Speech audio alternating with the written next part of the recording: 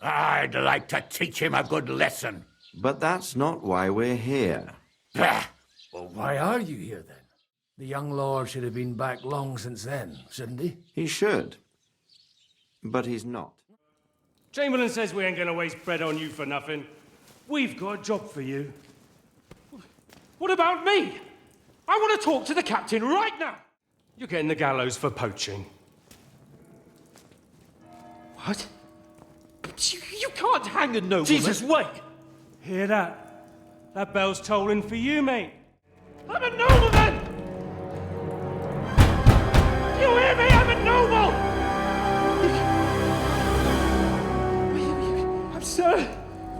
I'm Sir Hans Capon. It was nice. Good food and drink.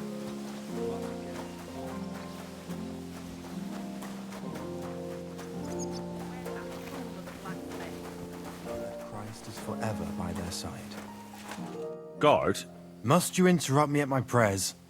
If it's alms you want, go to the kitchen. Sorry to bother you, but I heard you praying. I need to get to your captain. You know Thomas?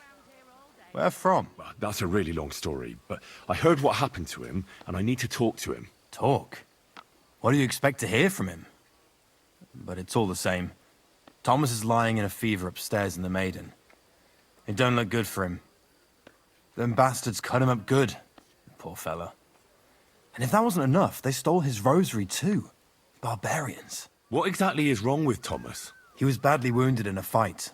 It looked for a while like he wouldn't live to see the dawn. But he got a bit better. Only a few days ago he caught a fever and the Sawbones is away with Lord von Burgo. And that fever ain't letting up. And the Maiden Tower, which one is that? You're in Trotsky for the first time, eh? It's that narrow, higher one on the eastern side. We call the second one the Crone. There's some legend about it, but to tell the truth, it never much interested me. I'll be going. I'll pray for Thomas. Thanks. If you're after some left...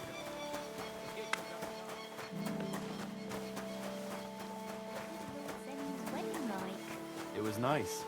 Good food and drink.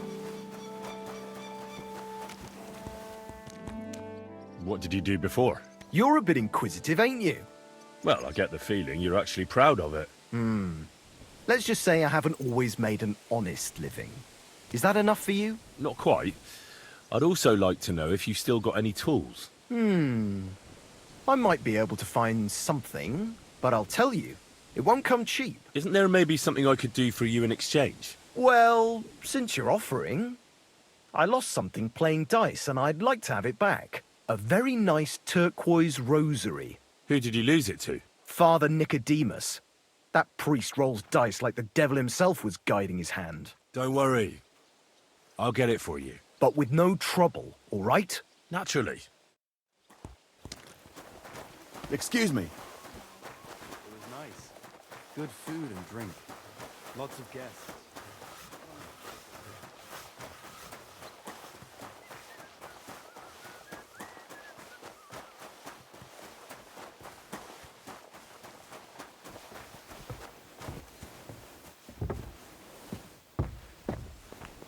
What?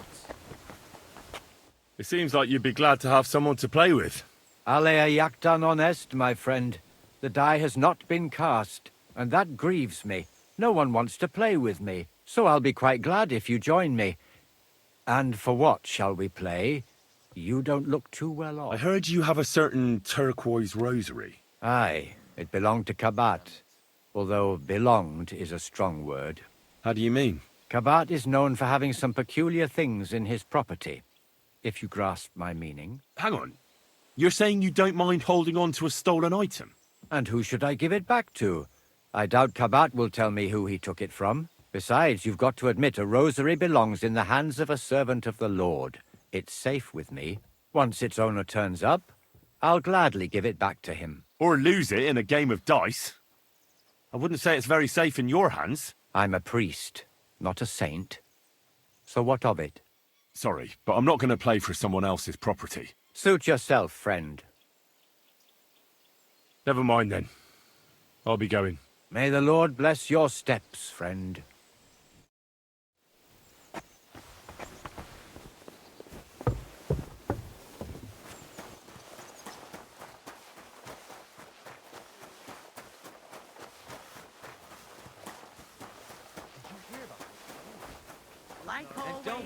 I heard that that priest of yours has the rosary. Nicodemus? Yeah. I heard he won it from Kabat at dice. That sounds like him, all right. Booze and dice. And consorting with that thief, Cabot, too. Well, I suppose he should give it back, right? He certainly should. Should I deal with that? No. I'll sort it out with him myself. But you did the right thing. Maybe that rosary turning up was a sign from above. Wouldn't you like to pray by Thomas's bedside? Could I? Aye, come with me. I'll take you up to the chapel. Usually it ain't open to, well, folk of your station. I understand. I'd be glad to go and pray for Thomas. The Sawbones was a little reluctant when I told him I wanted to carry Thomas upstairs. The wounded are supposed to lie as close to the chapel as possible. Everyone knows that. Years ago, I heard from a man that something similar happened in Strahlenberg during the Margravate Wars. The Burgrave of the castle was seriously wounded. An enemy rider stuck him with a spear like a pig on a spit and pulled him halfway through the woods. No one thought he'd live to see the morning. But the castle chaplain, Petronel by name, ordered that the Burgrave must be close to the Lord when his hour came. There's this really high tower in Strahlenberg. The locals call it the Trumpet, on account of how it seems to get wider near the top. I saw it with my own 2 eyes on the road to Krakow when I was escorting Lord von Burgo there. When they took the Burgrave up there, spear and all, on Petronel's orders, the next day they were amazed. The Burgrave made a miraculous recovery. They say an angel descended there at night and pulled the spear out of the Burgrave's wound. Ever since then, they keep the spear on display at the castle. I understand the Sawbones. He didn't want to make it tough for Thomas, because climbing up to the Maiden ain't easy. Only the fellas and me figured it was the best thing for him.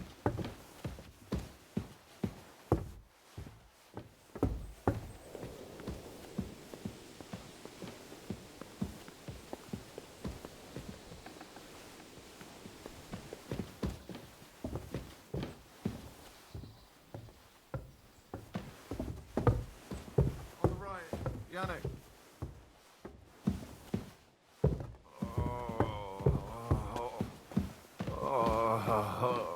Pardon me for disturbing you, miss. If you want to pray, go somewhere else. The chapel is closed. Unless you're a priest. Which I presume you're not. No, I'm not. My name is Henry. I'm Adela, Thomas's sister. What is it you want, Henry? I need to talk to your brother. No chance of that. He's been lying in a fever for 3 days. And the surgeon is away with Sir Otto. Unless he returns soon, Thomas won't be talking to anyone ever again. Oh, Christ. But this is a matter of life and death. Thomas is the only one who can testify to what happened. Yes, it's a matter of life and death for my brother.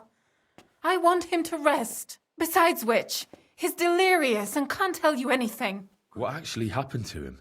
They were attacked by bandits by the pond. His mare, Arrow, brought him home. He was completely out of it. And little wonder, the way he was hacked up. If the surgeon was here, he'd be in his care. Some of his wounds have healed, but now he has a fever. He's been bedridden for 3 days. I'm sorry. Maybe I could help somehow? The only one who can help now is the priest.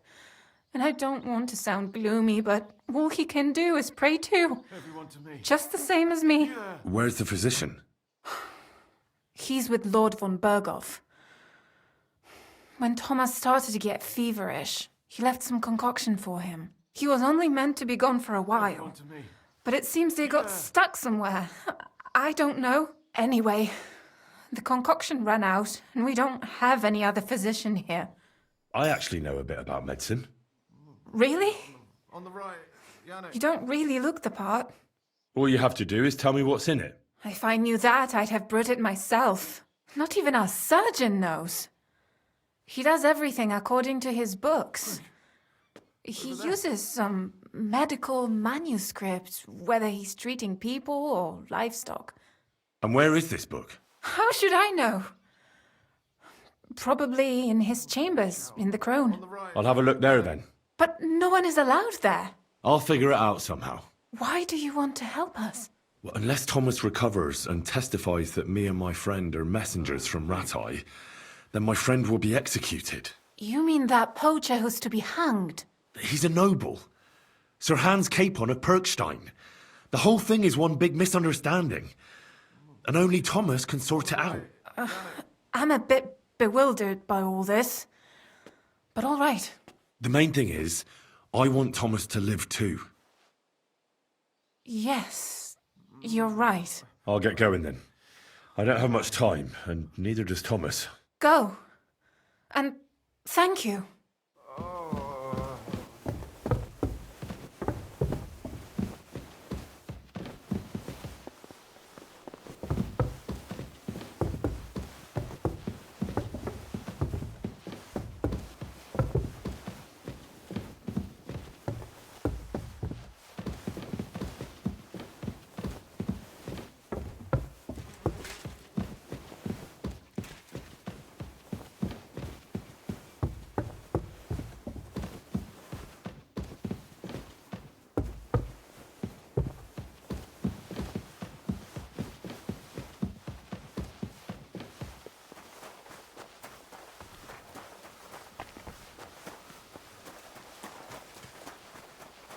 And don't gobble everything up, fella.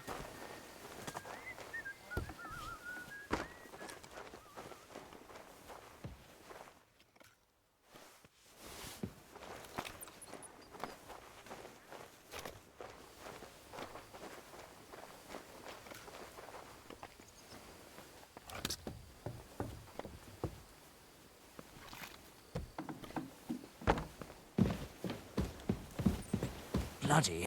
I suppose you're waiting here for a bite to eat. Damn right. Like, I know they're preparing a banquet for his nibs, but they could have left one cook here.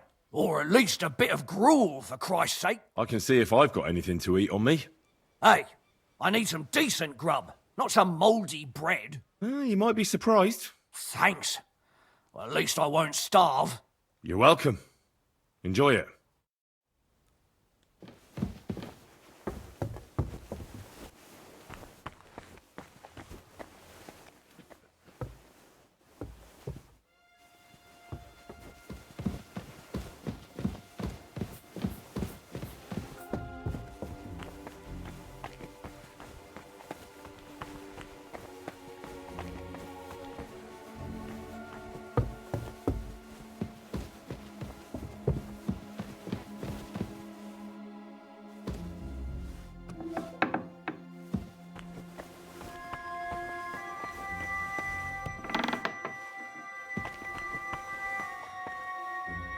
I need help. Who doesn't? I still have to clean out all the fireplaces in the crown. Do you know how many there are? I don't know or care. I have to find medicine for Captain Thomas. Otherwise he'll die and my friend will be executed. Thomas. I brought water to him in the tower. And I can tell you he is beyond help. That poor sister of his. Well, you look like you know your way around here. Maybe you can help me. Why should I? Because we're birds of a feather. How do you mean? Well, let's just say we both go where we shouldn't be going and take things that don't belong to us. Oh, really? You must be mixing me up with someone. I just clean up here. And you don't look like someone who knows much. Really? Didn't you lose a comb by any chance? What? How did you... How? I know a thing or two. So, do you believe me? That was pretty good, I have to admit. And now give it back to me. As you wish. And now I'm sure you'll be very happy to help me. All right. If it's medicine you're after, the surgeon has a store across the corridor. There's all sorts of junk there, but there's one chest where he puts stuff that he hasn't used up. He locks it carefully, but you might get lucky. And what if there's nothing interesting for me in there? Then tough luck. But you can go and have a look at his records. That crackpot writes down everything he does. Maybe he gave someone something that might be of interest to you. All right. Thanks. And now get out of my way. Simple maid like me has lots of work to do in this castle.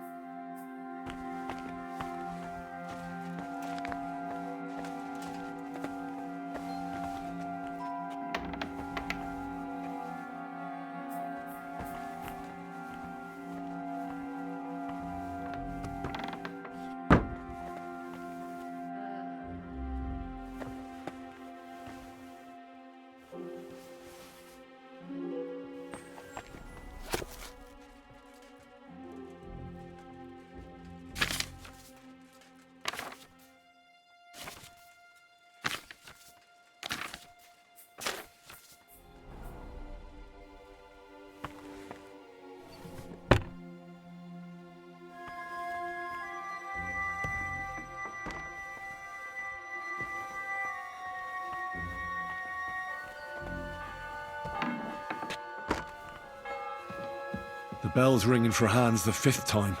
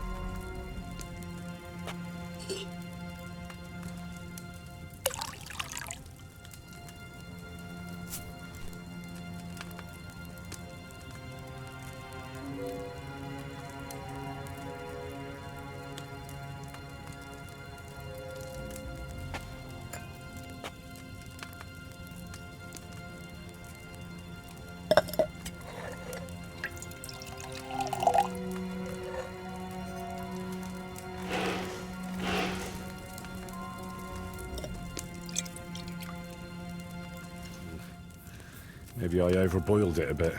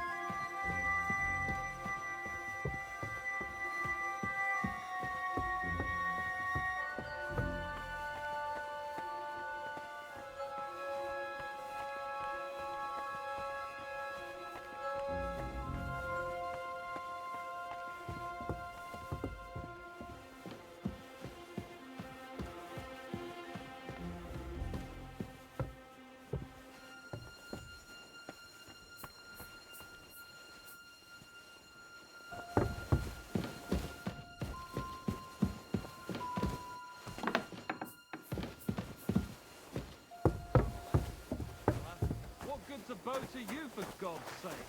What a waste of money.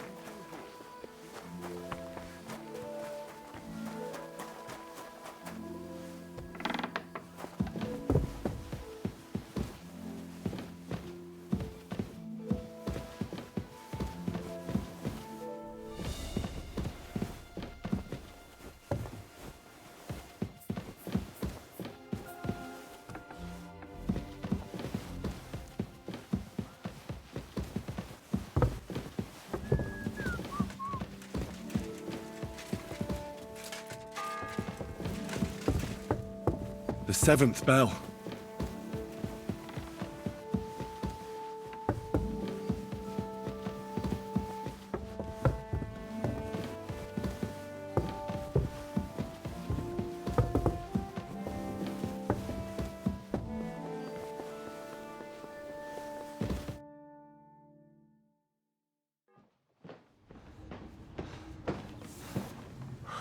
Did you get it? Yeah.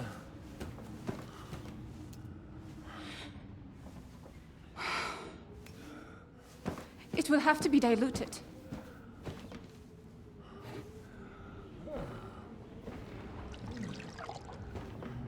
His fever is getting worse. If this doesn't work, I don't think he'll last long.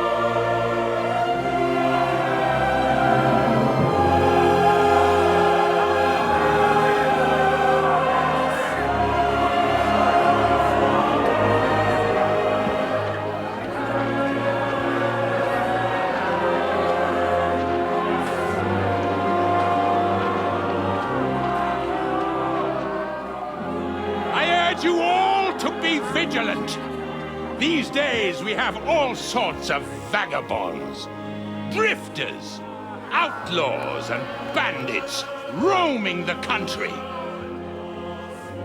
And we have one of those vermin here today. A fella called Hans, who is clearly not right in the head. A dangerous madman, a brawler, and a thug. The worst of all, a poacher.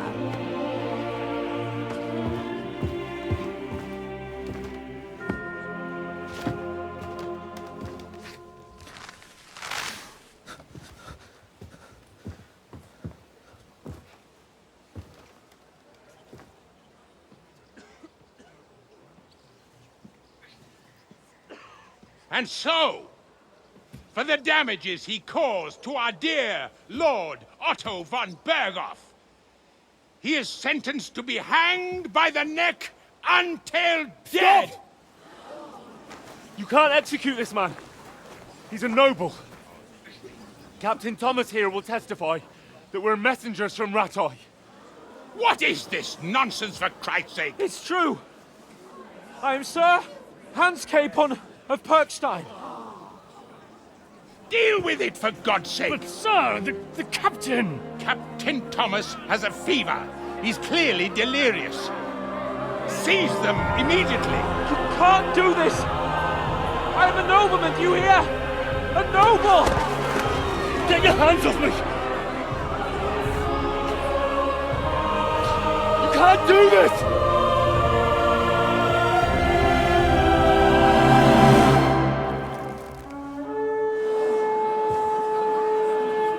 Open the gates!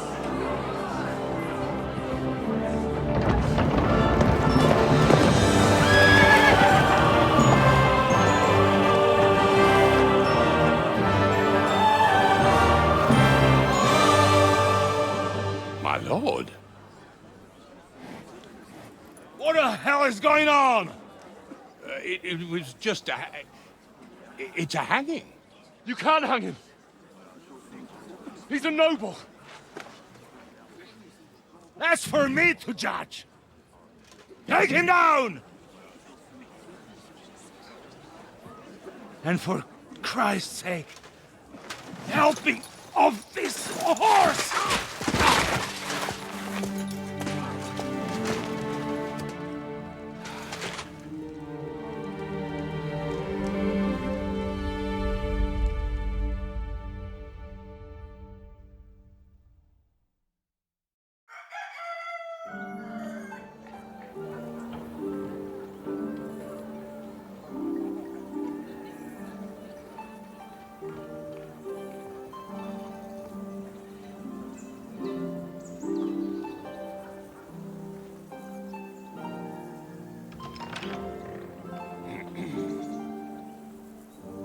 You may enter.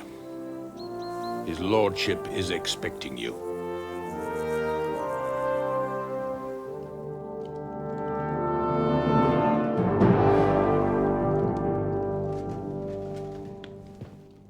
So, you're messengers from Ratai, huh? I was wondering when someone would turn up. All right, then.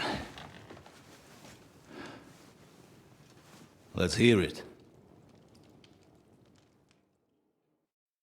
My respects, Sir Otto.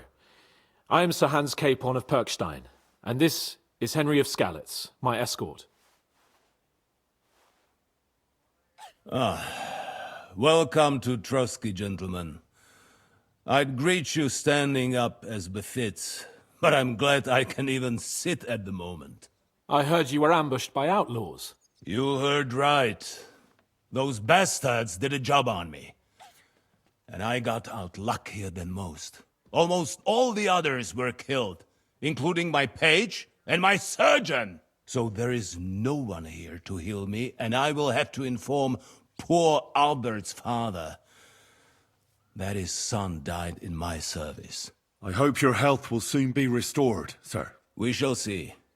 But now, you tell me what happened here in Herrgottsnamen. Why did my chamberlain try to hang you, Lord Capon? In truth, the welcome we got from your Master Chamberlain was somewhat... how shall I put it? Your Chamberlain's welcome was appropriate enough, considering our appearance, the situation in your domain, and your orders, sir. Ah. I appreciate your diplomacy, young man. Master Chamberlain Ulrich can sometimes be more hasty and passionate than is healthy. And we are glad you hold no grudge against him. Are we not, Ulrich? I regret what happened, gentlemen. Please accept my humblest apologies. Anyway, let us leave this misunderstanding aside and get to the point. As far as I'm aware, Ratai showed no interest in negotiations before, either with me or with the League of Lords. True. Our houses have thus far stood on opposite sides. I should say so. Attacking Brno and Jihlava together with that renegade Sokol of Lemberg hardly inspired our sympathy. But we can all point the finger. Your League of Lords, on the other hand, abducted the king. Although I don't doubt your reasons, just as Sir Hanush did. We certainly had. The main one being that your Wenzel is an irresponsible drunkard and idler who is hurting the Empire by his inactivity. But let us leave that aside. Tell me, what does Sir Hanush have on his mind? I am all ears. Unfortunately, during the ambush, we lost the letter we were carrying, so you'll have to make do with my word of mouth. All right. Go ahead and speak. In brief, Sir Hanush, Sir Radzig, and other lords take the view that the situation has got out of control. And that's of no benefit to anyone in Bohemia, neither Wenceslas's supporters or the League of Lords. King Sigismund's actions will not lead to instilling greater order than under King Wenceslas. Quite the contrary. Let us say that maybe. What arises from it? Sir Hanush and the other lords on our side are interested in knowing what the stance of the League of Lords is at this moment, and whether they haven't perhaps reevaluated some things. In other words, whether I might betray Sigismund. I wouldn't be so bold as to suggest that, sir. We are merely interested in whether you would sit down at the negotiating table with us. It's necessary to discuss the future of the kingdom, whether it's to be a common one or not. The future is still a long way off for me, Lord Capon. Nonetheless, Sir Hanush and Sir Radzig are right. There is disorder and anarchy in the land. Bandits riding roughshod all over. As we all know, to our cost. We've had plenty of experience of that at home too, sir. Only a short time ago we had to deal with a similar band. Then you will surely understand that before I begin debating who would be the better king, I must sweep my own doorstep.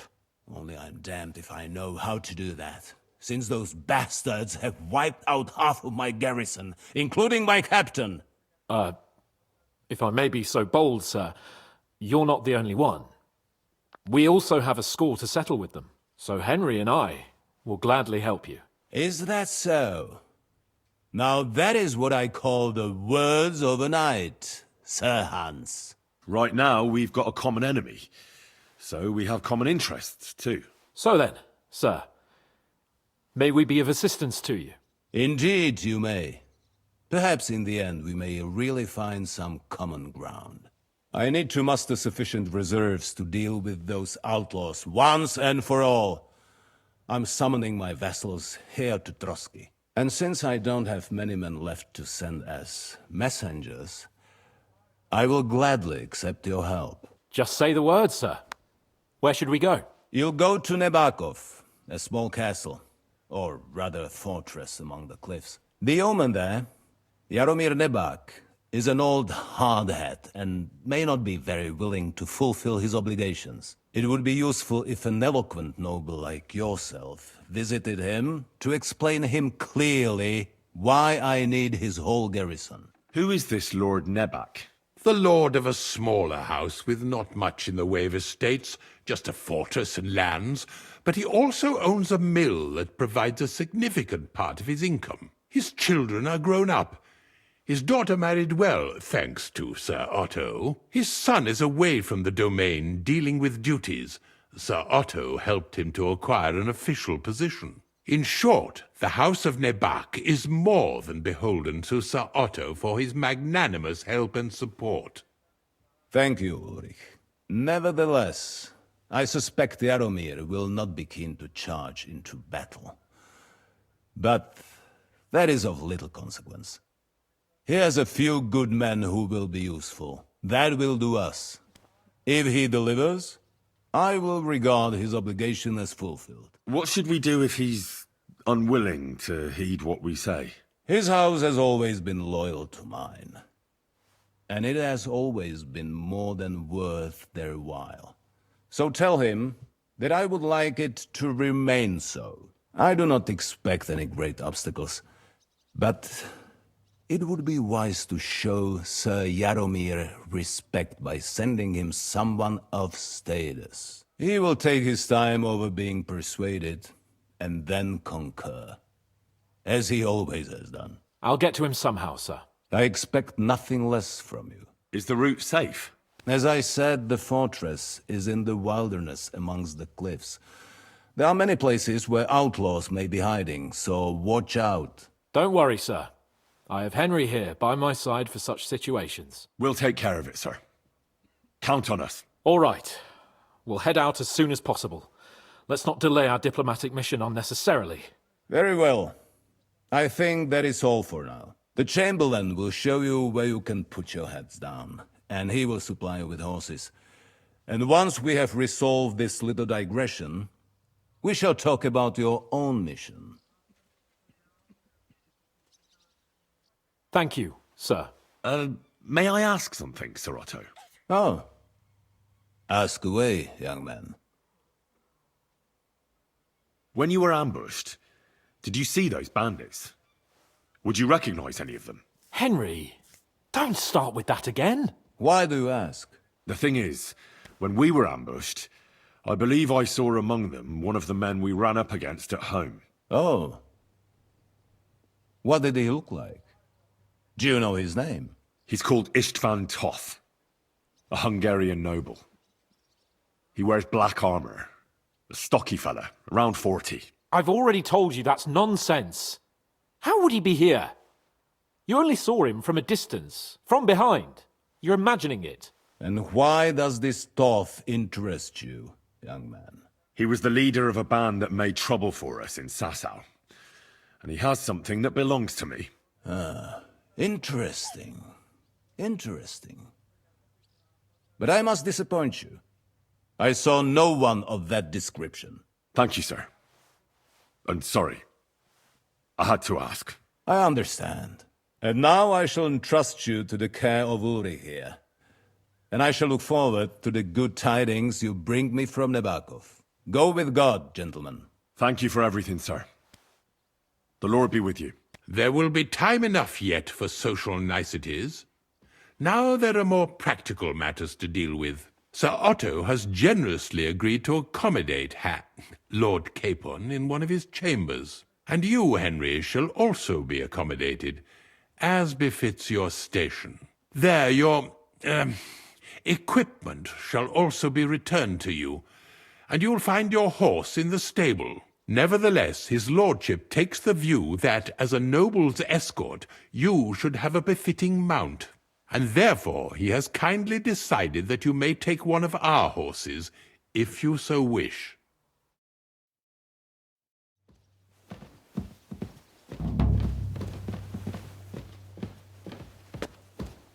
So, Sir Hans, allow me to... Hold on, Sir Ulrich. If you think everything is settled between us, and we're going to act like nothing happened, then you're mistaken. Sir? You were going to have me executed a short while ago.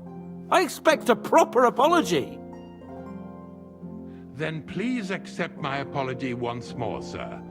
But given the circumstances... Given the circumstance? What circumstances? Sir, poaching is a capital offence. And are you the king? That you can hand down death sentences? No, you are not. What's more, you had plenty of reasons to realise it wasn't a good idea. Sir, I could not have realised that. You couldn't have realised? Yes, you could, but then you wouldn't have been able to play the Lord and stage private executions. Sir, once more I apologise. And now, please allow me to show you to your quarters. I wouldn't dream of inconveniencing you. I'll find my quarters by myself. Henry, once you're done with that annoying fool, get your horse and we'll meet at the gate. Well, it seems Lord Capon will not be requiring my services anymore today. Silence.